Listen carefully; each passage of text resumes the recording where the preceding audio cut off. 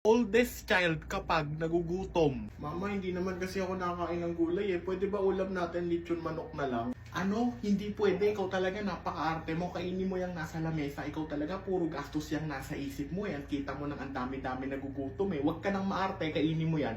Isa. Kainin mo. Papalunon ko sa'yo yan. Middle child kapag nagugutom. Mama, seryoso ba? Ulam natin itlog? Di naman ako nakain ito eh. Gusto ko liempo, mama.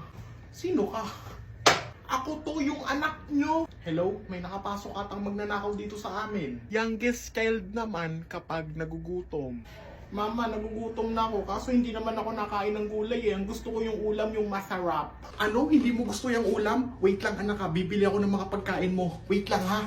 Yes! O anak ko, bubili ako ng mga pagkain mo. Ano ba kailangan mo dito? Marami dito anak. Pipili ka lang ng kakainin mo anak. Alam mo namang ayoko nagugutom ka eh. I love you. O ito anak ko, kain ka na. O ano pa ba gusto mo anak? Bibilang kita kahit ano.